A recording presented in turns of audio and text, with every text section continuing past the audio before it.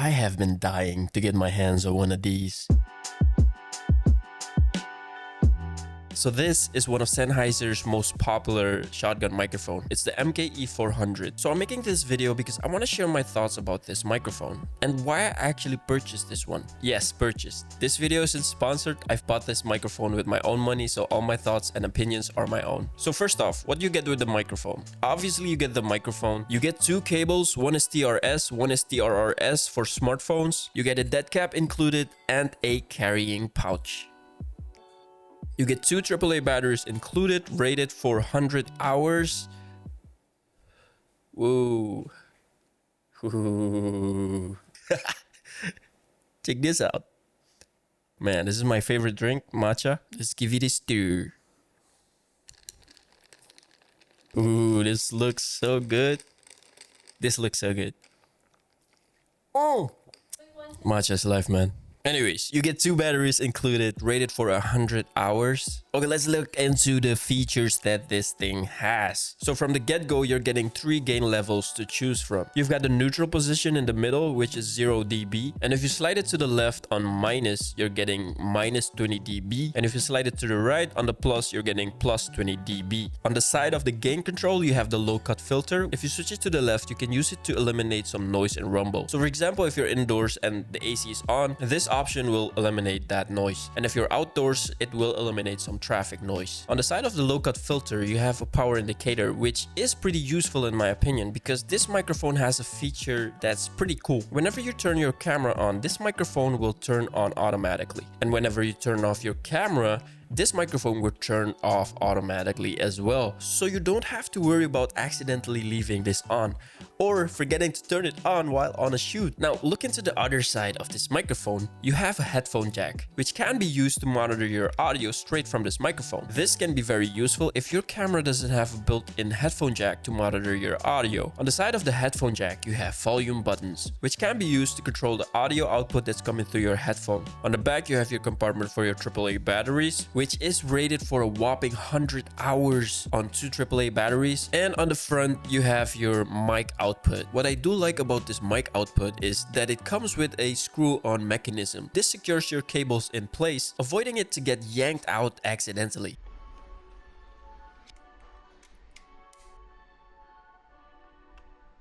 Hey, so we're outside and we're here to do the audio test. I put the audio level on plus 20 dB. For some reason, I forgot my ND filter at home.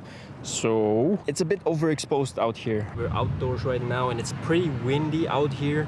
You can see that we have some traffic behind me and the ocean over there. Pretty noisy. I've also attached the dead cap on it because I'm in a pretty windy environment. So I wonder how this sounds. The volume is on plus 20 dB on the microphone itself, and on the camera I think I have the level at 8. But let me know what you guys think about the audio. So I have the low cut filter on and I'm not sure if you can hear a difference, and it should be cutting out all the noise, the rumble, the traffic noise, so I hope it isolates it good. I don't know.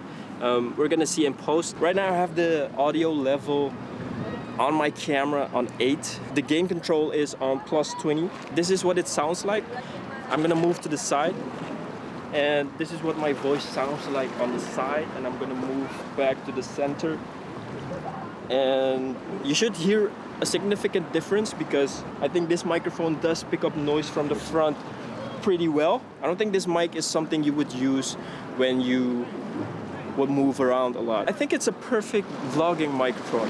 When you vlog, you always have the camera in front of you, and if you walk with the camera, the mic stays in front of you. If you do want to leave your camera behind and walk around, you're gonna need something like a lav microphone. So the thing that I love about this microphone, it's a very good run and gun microphone. You just plug it in, turn on your camera, and it turns on with the camera, and that's pretty neat. Whenever you turn the camera off, the mic turns back off again with the camera. A couple of things I think would be a good improvement for this camera is if you would add rechargeable batteries. That would work pretty great with this setup, but I think most of the time you won't need to charge your battery. The two AAA batteries that you put inside of this microphone, they rated it at 100 hours. It should last for a while before you change batteries. I think one of the good things about not having built-in batteries is the longevity of this device. You don't have to worry about batteries going bad, you just replace them. Something that I really wish they included, it would have been nice if they included something like a USB-C connection, a way that I could connect this microphone through USB-C, because nowadays smartphones don't really come with headphone jacks. It definitely would have been a plus if they included some type of USB-C dongle to connect it to today's smartphones, because I don't remember a smartphone with a headphone jack nowadays. I'm gonna switch it back to, I think I'm gonna switch the low cut filter off. So with the low cut filter off, I think this would be a great microphone to capture background noise. Ooh, that's a nice view, man. Look at that. I think from this perspective, you will see that it's picking up a bit of the background or noise from the back.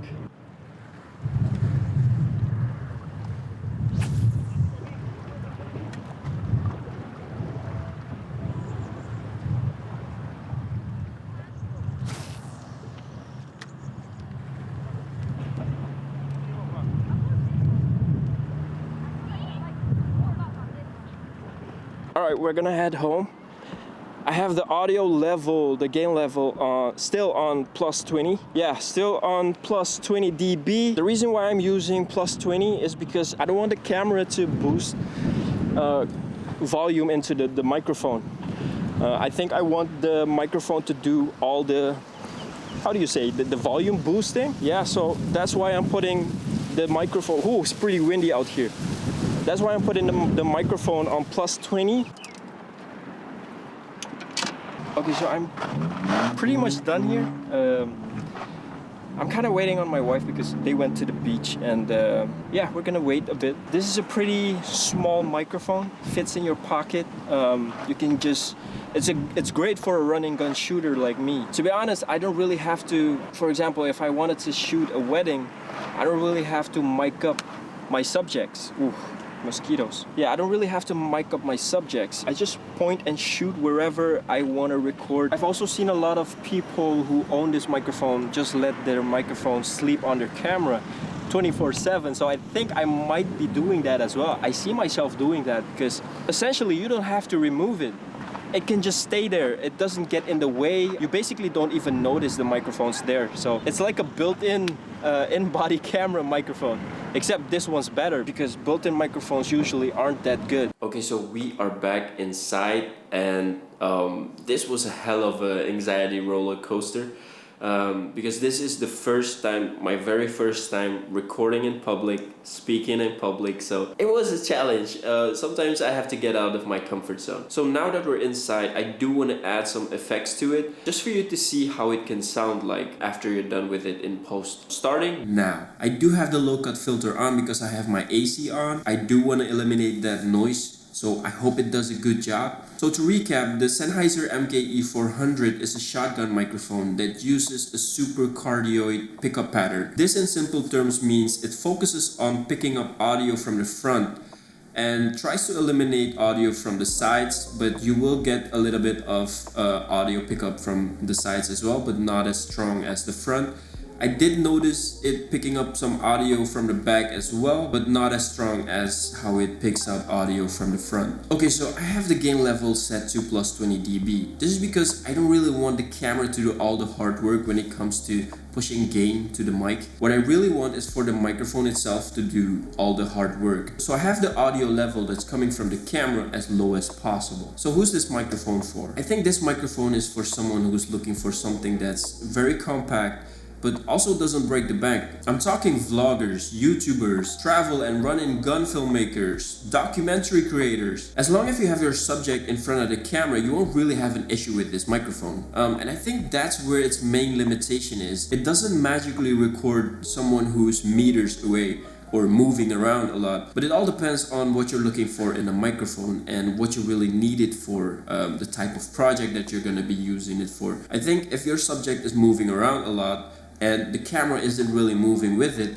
you're not gonna have a good time with this microphone. For those scenarios, I do think that a lav mic would do a better job. So, do I recommend this microphone? I think if you're looking for something that's compact, high quality, and directional, you're gonna have a lot of fun with this one. For me, I think this microphone is just gonna sit on my camera 24/7 because it's 10 times better than the audio that's coming from the built-in microphones on my camera. If you're in the market for some good quality audio, I highly recommend this one. But do let me know down in the comments what you guys think of this microphone. If you have one of these, feel free to drop some tips and tricks as well. I'd highly appreciate that. As always, I'll see you in the next video.